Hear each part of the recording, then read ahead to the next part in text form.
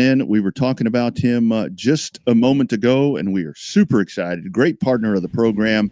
And here we are. We have him live. Finally, we had to pin him down. We had to tie him down to get him to come on this program.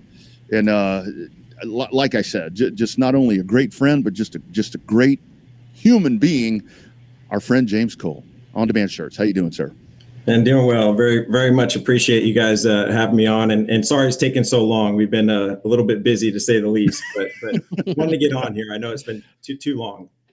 So James, I mean, we can talk the business, we can talk about all of that stuff later on. Do want to talk about your racing, but primarily I want to talk about your racing. I open up Facebook on Saturday or on Monday, I guess it was, and I see James Cole in Victory Lane at the race ranch. My man, take us through that. Yeah, it's been kind of an emotional ride, to be honest with you. This coming back to dirt a couple of years ago, when kind of Joe Armandia said, "Hey, come out here and play around and get in his car and just get back into the racing scene," just because I was working 7 days a week. And so as a friend, he kind of drugged me back in, and it's been much harder of a learning curve than I expected from my former racing. It's taken a lot longer to get that first win again on, in this dirt and in limited. And there's just so much talent that people underrate in South Texas for sure. Honestly, the biggest thing that's changed a lot is just our team and like Lawrence Miklicek, especially, and really all the Miklicek family, the Titzmans. I just have a lot of really, really good people around me and helping guide me through what I should be doing, shouldn't be doing, get me comfortable in the car, and just getting that different feel that I kind of needed to, just kind of how we got it with asphalt. And then you just get in a rhythm. And heck, the last 5 races, we haven't finished worse than third. And so we knew it was coming and we were going to different tracks, but really it's a testament to the whole package and everybody that helps us out. Who knew the flip at Texana would be the thing that flipped your program around, literally and figuratively down there? I know when I saw you at Texana, I was like, somebody's like, I saw your car drive by at the end, when I was coming up to turn the lights off and everything off. They're like, yeah, he flipped. I'm like, wait, what? Because I just saw the car on the tow truck going, I didn't even know you flipped. I guess it was, talk about that experience, man. Was that your first flip, or did you flip in the late models down at SAS? No, fortunately I haven't. I had some really bad wrecks at San Antonio and had to go to the hospital for broken bones and stuff, but never a flip. And so I had a lot of firsts this year, I guess you could say. Texana was an interesting track. It's weird because we were actually on the lead lap and running 6th or 7th through that deal, and came to take the white flag. And of course, on the white flag, race on's going right over to the leaders and what's happening and stuff. Well, we went into turn 1 and a lap car just kind of freaked out a little bit, slammed on the brakes and hopped straight up in the lane I was in. And so once we collided just a little bit, it just hit the rut the right way and kind of flipped it over. So fortunately I was okay, just a little bruised up. The car we thought was not as bad as what it turned out to be. It really wasn't bad in terms of the actual chassis or anything like that, just suspension stuff. And so Lawrence was big on, he wanted me to get in his car. He didn't want me to stop racing for a while while they kind of went back through it. And so that's what I started running again. We kind of brought my car back, I think a couple races ago, and there was just some things that still weren't right in it after the heat race. And so after arguing with Lawrence a little bit because I didn't want to kick him out of his ride, he's like, no, I'm having fun crew chiefing. And then he has a lot of his family members, Parker, Nathan, Marcus, they're all kicking butt down there at the ranch. So he likes to kind of help out in every way. And so honestly, ever since we've been in, and it's kind of a running joke that I told him, I don't think that the orange car is ever going to get back right again. It's going to be hard to get me back out of the white car. So it just kind of suits me. It's just been really, really fun. And you're not going to win. You're not going to win an argument with L87.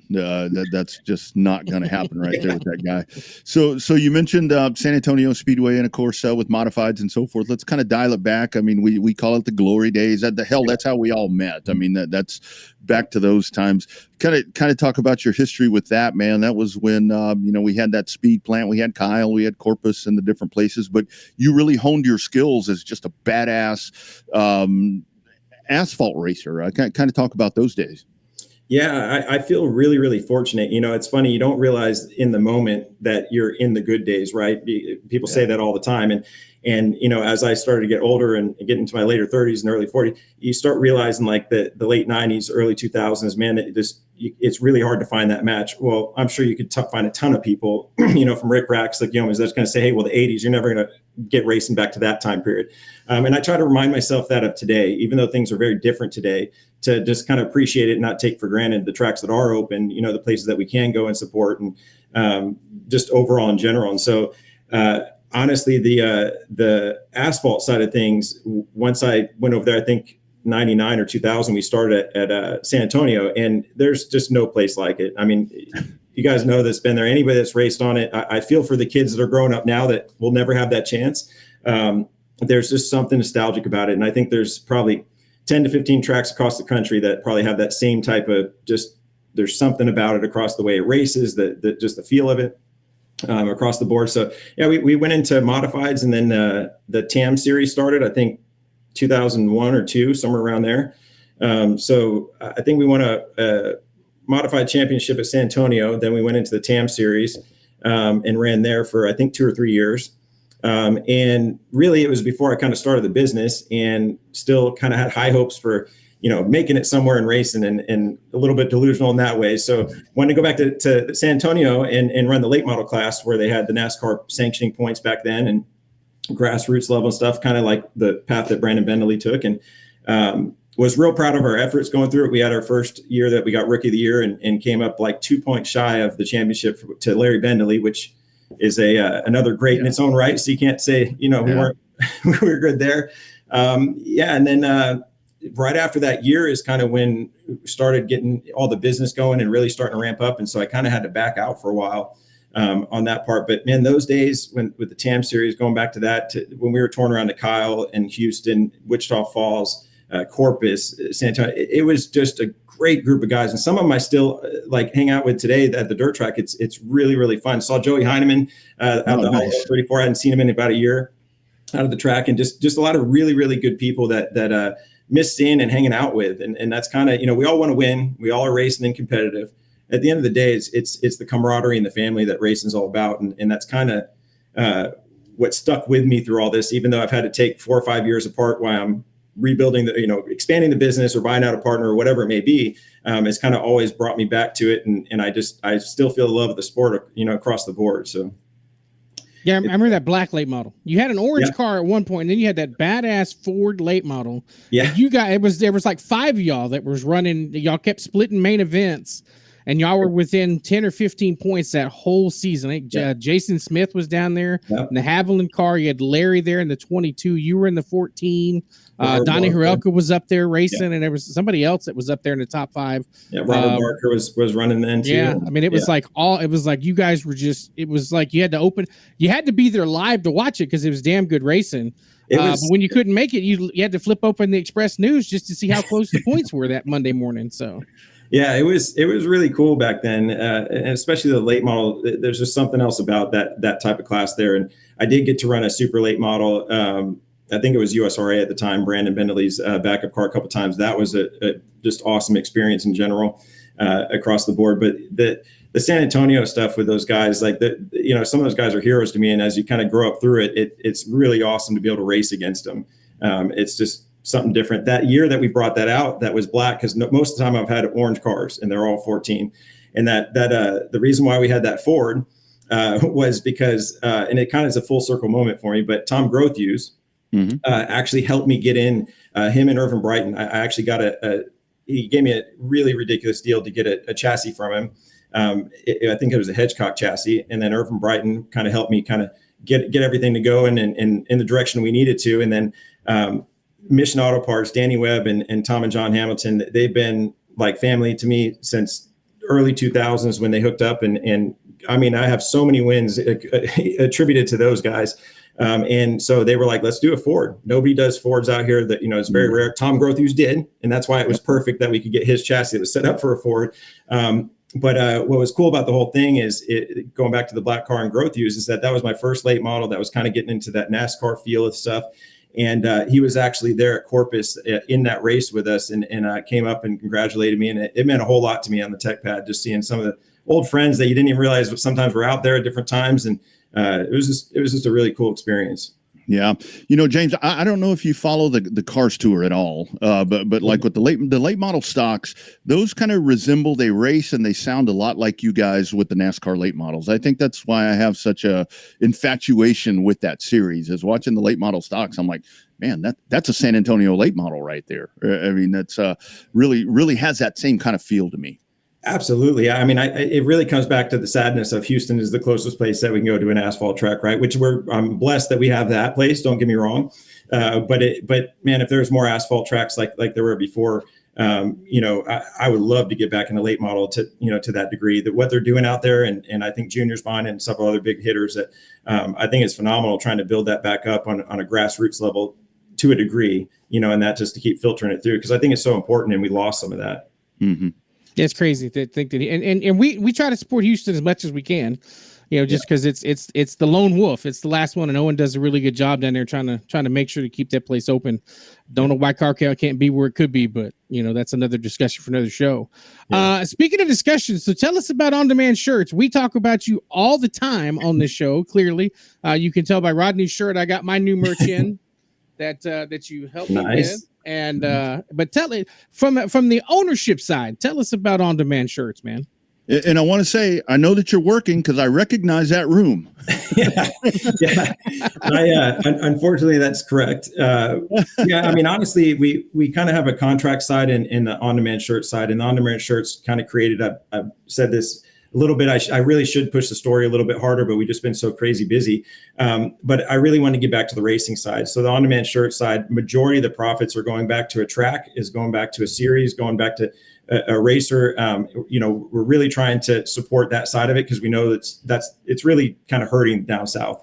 And we don't want that to die and go away. So that's kind of what built off of that side. People don't realize that we've been screen printing and embroidering for 20 plus years and do a lot of corporate work for a lot of business. That's probably most of it. But you were saying earlier, Bobby, that we're getting a lot more traction nationwide with the racing stuff. And it's really true. I didn't realize how much it's kind of how we built the business to begin with, was word of mouth. And the more people are seeing kind of the product, how it comes to you, just honestly, just that we care. I mean, I have a phenomenal group of people that we've worked really, really hard to put together over the years. I mean, my VP has been with me 13, 14 years. I got operations manager for, I think, over 17.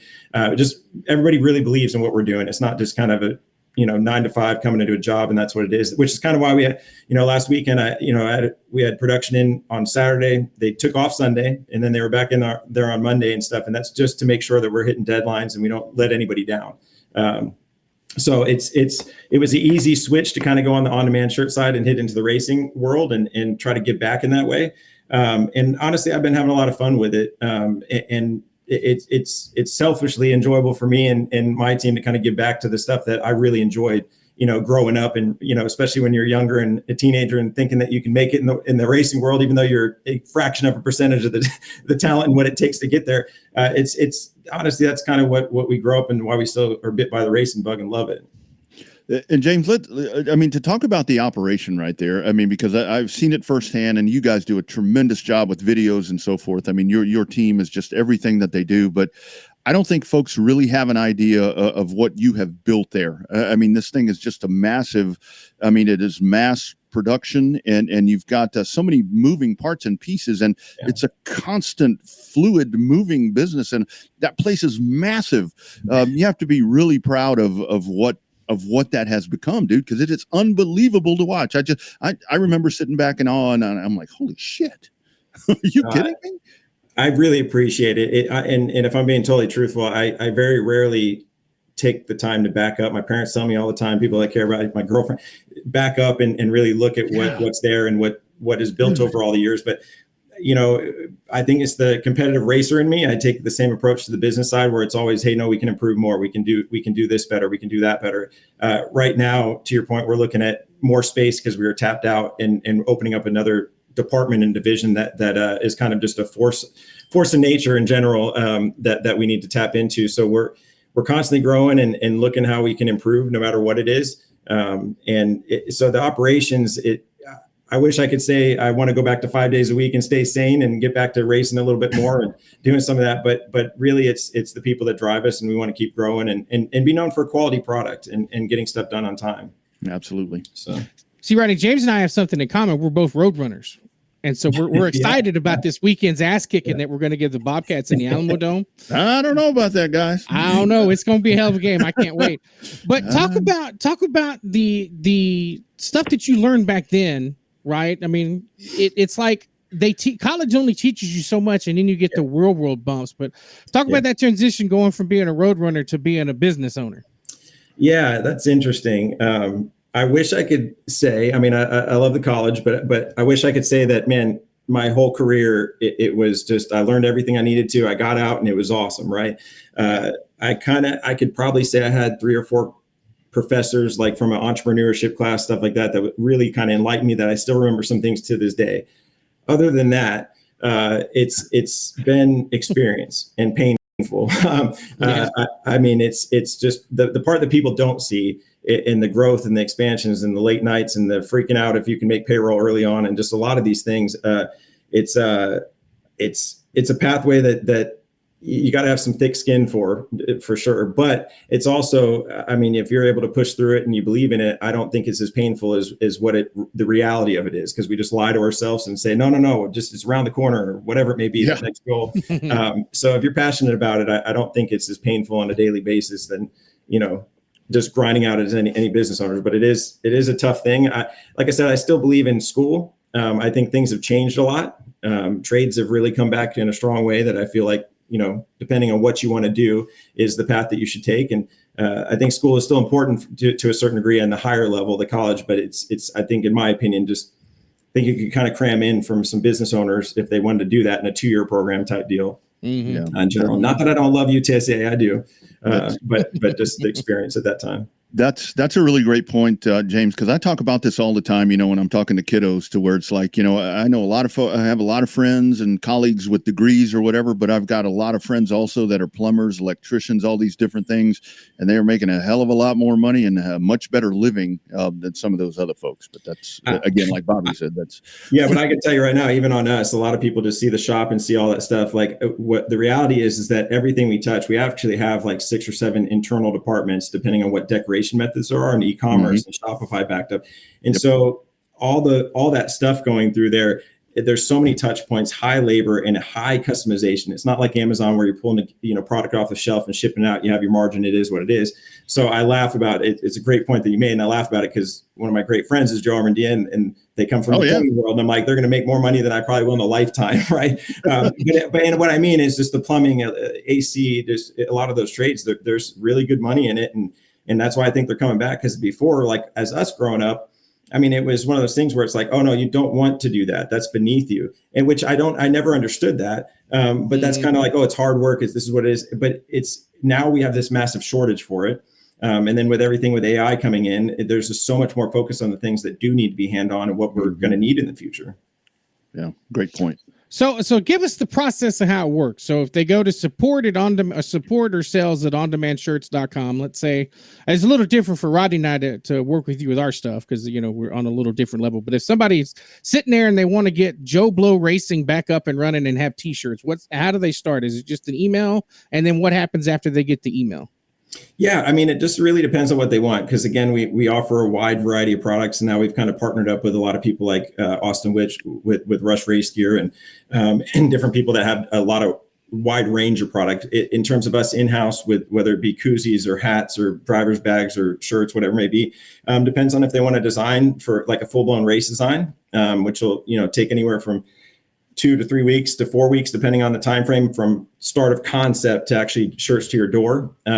And it really depends. So we kind of guided people through the process. Some people just want simplistic stuff. If it's a corporate thing, they have their logo. We can set it up on proofs. Hey, I want this style shirt. I want embroidery on a polo. We can show them all types of products through the board. So we kind of have service reps that behind the scenes will kind of, depending on what you want. That's where I say about the customization part is people ask all the time, well, how do you do this? And it's not really step 1, 2, and 3, right? It's what do you need? And then we go down whatever path that they need. Because it's very specific to them. Even the racers, I mean, they're going to want their car at a certain angle. They want to see that rivet in that certain spot.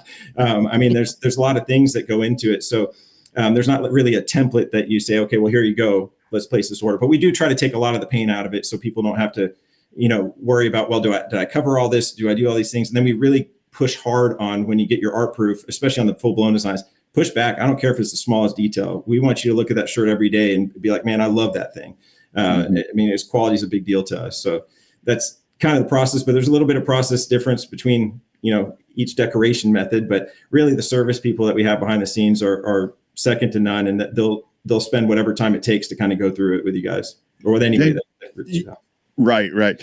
James, I think one of the biggest things with the on-demand shirt side and with the racers and, all of us that are your customers, that are your partners, with apparel, I'm going to kind of speak for you here. Feel free to tell me if I'm wrong, but it seems like you guys take a lot of pride in the sense that Joe Blow racer, that they actually get an opportunity to have apparel with their car, with their brand, with whatever it is, to where in the past it was like, when I raced that, I could have never had that. But I think you guys give folks an opportunity to where it's an affordable way to whether you're going to give it away, you're going to sell it, whatever you're doing, that shit with your name on it. And that's pretty powerful right there. Yeah. The biggest thing that's changed is like the way that we can go about decoration, right? So like when we go into these full blown, 8, 9, 10, 11 color designs on the back and stuff, it is really difficult to just print one of those shirts, right? Mm-hmm. You spend so much time in it, and then you may have 2.5 hours setting it up on the machine with the right inks and the right stuff going through there. So we kind of have to watch how we can do those things. That being said, that's a full blown to the max detail. If you want 150 or more stuff that we want to do, you can do anything you want, specialty colors, neons, metallics, whatever. If the everyday racer that just says, hey, look, I want it for me and my team, because to your point, and I know it sounds crazy, I've owned this business for over 20 years, but yet I didn't have racing stuff until probably the last 10. And even then, I think I had one shirt when we just did it when I was doing the Lucas Oil stuff in 2009 or 10, and not until I came back again. So even me, it was one of those things. It was very difficult. They didn't have, what we have now, which from the digital type printing to where it's more expensive on one at a time, but we can do one at a time. I think we did some of that stuff with yours, Bobby, to where it's phenomenal stuff. It gets so much great detail. And even if it's a, $4 or $5 higher price point, you can buy 5 at a time. You can buy 12 at a time, going through there, and we can keep it down. So maybe you just want your car name. And that's what honestly, my first shirt says what it was. It was a one color, had my number on it with my signature. And I was the happiest. My dad surprised me. We probably had 24 or something. And it was super exciting. So we try to hit whatever level it is. And we all start somewhere, and we're doing stuff all the way down from a entry level driver that really wants to get something or help with their sponsors. That's what we try to encourage people is, and get the sponsors on there. And most of the time, that's what's going to build it. They want to see that shirt and that you're going to recognize them, not just on the car. The car's at the track, but the shirt goes everywhere. They're going to see it at HEB. They're going to see it all over the place. And so it just helps build their sponsorship with that, driver too, to where they just keep building upon it. And you can get to that higher tier, at some point, whether it's you wanted to race a modified and have a ton of shirts, or all the way up to World Outlaws and have a merch trailer. You really got to present yourself, well. And James, that's I'm sorry, Bobby. James, that's kind of one of the things too, to where it's like I caught a lot of grief, especially with the dirty air ones when y'all did the dirty air ones for me, to where it's like I would go somewhere, and if it's like you need to wear a polo, I'd wear a dirty air polo, and it's got my name, and they're like, "Well, you're awful fucking proud of yourself, aren't you?" Yes, I am. Yeah, you should be. You absolutely should be. That's the whole point of being passionate about what you're about, right? Exactly. Yeah, there's nothing wrong with that at all. Yep. One of the feeling that's with my own merch. I posted it on Facebook last night and been getting blown up with people I had no idea would be like, "Hey, how do I get one of those shirts?" So yeah, it's been a good thing, right? So that's whether I didn't have a huge order, I didn't have a small order, didn't have a huge order, but you're right, it was custom tailored to fit what I needed. So yeah, no, and honestly, like on that stuff too, we are close. We're within a couple of weeks of having we're revamping the entire website to be a lot more user friendly. We kind of learned from some of the designer and some of the other things that just became complicated, because most people want to do stuff from their phone, and that changes the experience versus doing it from a computer. So we're kind of adapting a lot of that stuff. But along with that, there's going to be a full-blown driver store. So any of the people that you guys see that we represent, that we go through. So even like Dalton Faulkner, Whitaker, like we're going to have all that stuff to where you can order online. We can either print if it's not in stock then, or pull off the shelf and go. They will also have theirs, that they can sell at their trailers. But we're starting to understand is, especially South Texas more, not big races are different, but a lot of the races are having a hard time really getting the shirts out there to get exposed because people just don't go in the pits anymore. And so what I underrated was when we got the Stims trailer, it was really about promoting Stims and really getting it on another level and showing people we're serious. And we really want to, they're expensive cars and we know that people put a lot of money towards them and we wanted them to know that we were serious too. But the after effect with the ODS side and the shirts and stuff, it just takes it to a whole nother level that people are so impressed with it across the board. And I just undervalued that going into it when we purchased it. So it's been a pleasant surprise and it's helped out some tracks and get some more exposure. And even at Texana, when you were there, the shootout, I mean, I think we near sold out of the shootout shirts, and that was having a 3-day show turn into one. So there's just some really cool stuff about it that I think that we're learning from. But the point to that is that the driver store will definitely have the link to y'all stuff on there as well, to where, if anybody orders something, we can kind of print on demand. And we have our whole system that's backed up to all the stores. Like I said, we already use e-commerce for and digital integrations for our decoration process on the corporate side. So it's easy for us to leverage it for the racing stuff like this to throw up a quick store and do our pre-sales and stuff. Yeah, absolutely. Last one for me, James. I'm glad you mentioned Stims. Kind of talk about that, man. That's you guys have gotten more involved. In 2025 is moving forward with this, but the Stim series. I mean, that's great for South Texas. I mean, because like you really look at this. I mean, we just had King of the Hill this past weekend in Louisiana, and you look at that, and it's divided. I mean, South Texas, we're kind of our own thing right here. But when it comes to the modifieds, you guys have jumped in as title sponsor there. Talk about the success of that, man. You hit those tracks. It's kind of like those old Romco days where you get to travel around a little bit, but doing some really good stuff with that. Yeah, I'll tell you, it's been really good in the sense that as we've gotten races in, even though we've had rainouts, the shows that we have been to, the drivers that are part of the series are phenomenal. They put on really, really great racing, really clean racing, and put on a fantastic show for whether it be Race On that's filming it or the tracks that we're going to. And so because of that, the races that we did get in this year, we have so much interest from a lot of tracks, across the state, really, that I think that we're going to be able to put together a really, really good 2026 season. I think that we'll be able to kind of plan out our schedule a little bit better going into this year being kind of the second year, but we were new owners in this situation. People wanted to see, hey, what are these guys about? And I get that completely. And I think that we did a fairly decent job at running it out this year, trying to step up things in different ways and trying to provide more money and guarantee, certain purses to get up there higher for what they truly deserve to race for. And I think that we'll be able to do it even better next year. We actually, because we had some rainouts and different things, the last rainout at Cotton Bowl, Marianne and H really wanted to get us rescheduled. We tried to work everything we could, but it really came down to the points championship. And we could not tell guys on a date that we didn't have initially scheduled, hey, we're going to do this. And then points guys couldn't make it. We just didn't think it was fair. So we kind of worked out plan B. And this will be the first time that anybody's hearing it. But we are going to have Stims on the Oktoberfest schedule for the Saturday night show. And we've been able to secure a couple more sponsors to make the show on Saturday only $250 to start and $2,500 to win. So it'll be a good payout all the way. It's guaranteed. It doesn't matter the car count. We really want to try to pull as many cars as we can. Hopefully Cannondale, Heart of Texas, that time of year, they're not running. Cotton Bowl is an amazing facility. We really want them to see what we're about and how we run things and get them excited for next year in general and healthy purses that we can do that. I got to say that the biggest reason and part of some of this that happened was Sundowners Diesel, all the Dinsmore family, they really stepped up in a big way to help put some money towards this race to bump that up.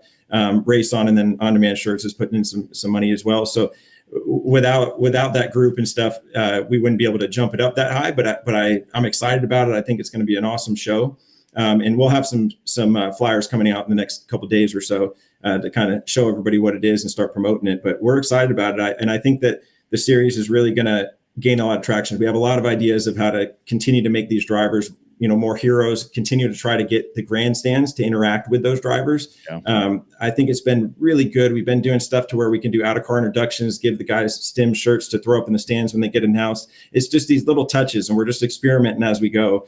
At 37, we had some of those light-up boomsticks out there in the crowds and doing different things. So we have some ideas of other stuff that we're going to do in the future. So we're excited about it. I think it's looking bright for 26, and I think it's going to grow to where we'll have B mains everywhere we go. So that'll be October 18th, probably the 11th. Weekend before 11th. Yeah, October 11th. the 11th. Right. And actually, we actually have a couple. If you're okay, I'll run through it real quick. But a couple of bigger dates that we got that we're going to be a part of. We're actually just a sponsor of the Mod Wars coming up here in Waco. In 2 weeks and stuff. So we'll be out there. One of the guys that we sponsor and work with, Jake Tim, with the World Outlaws driver, he's bringing down his modified to run in that. So we're going to kind of hang out there. I had to be out of town. Otherwise, we would have, for the first part of it, we would have brought the trailer in. So we're kind of lock that down for next year, but we will be there and represented. Then the biggest next thing is October 2nd through 4th. We'll be at the SuperTech 600. We're doing all the shirts and everything for that. I think actually we're excited. I think Lawrence is going to get an enduro car so we can kind of flip roles. I can hopefully help him out with that process and just have a good time. But we will be there with the trailer, and we help sponsor that event as well. We actually have the design that's getting wrapped up in the next week or two. So we'll be able to release that also. And then, of course, Oktoberfest after that. And then we have like a veteran show, and then we'll be at the race ranch for the two big IES shows, being the shootout for the big limited mod stuff, and then the Sparkling City Classic at the end of the year. So we still got a decently packed end of the year as we roll out. So it should be a lot of fun. Well, James, before we let you go, on behalf of Rodney and myself, we just want to say thank you for all the support for the show. You make two guys that don't look good, and that's a good thing to happen. So from the Dirty Air shirts to the RUSS merch to my Showtime merch, we appreciate everything you do for the show, and we don't want you to know that it doesn't go unappreciated. And we support you everywhere we can, and nothing but the best of hope for you coming up in the future. So yeah, I really appreciate it, guys, and we're always. We just feel privileged to be a partner of the show and what you guys do every week in and week out, just trying to keep racing alive and people excited about it. So, anything we can do for you guys, we're happy to do. Appreciate you guys too. So when are you going to race again? Now that you're back in victory lane. Yeah, actually, Lawrence was texting me earlier, and I don't know if he's joking or not. And I just haven't been able to get back. I've been working up until I got to get on this call. So I'm not really sure, but the plan wasn't until Oktoberfest, actually, because I have to fly to town for the contract side of the business, 2 different places the next couple of weeks. So it's a little hectic, but you never know. It may be a last minute. Who knows? We'll go out there. Actually, this last weekend, I wasn't planning on either. I was going to stay and work with the guys, and woke up Saturday morning, and Lawrence said, "Hey, the car's ready if you want to come." And I took it as a little bit of a sign and looked over and told Christina, "Let's go." And we just hit the road. And now I'm glad we did. but yeah, so we might be there, but for sure Oktoberfest if I don't make anything in between. Yeah, absolutely. Looking forward to it. I might see you at that one. I'm actually home that weekend, so hoping to get out there. All right, my man. Thank you for everything. We appreciate you, and keep doing it, man. ODS, only way to go, brother. Thank you. Appreciate it. All right, take care. There he goes, James Cole. One hell of a business that he has right there, and as you can listen to him, just a good guy, man. Just a good guy. He's passionate. When he talks about passion, man, there's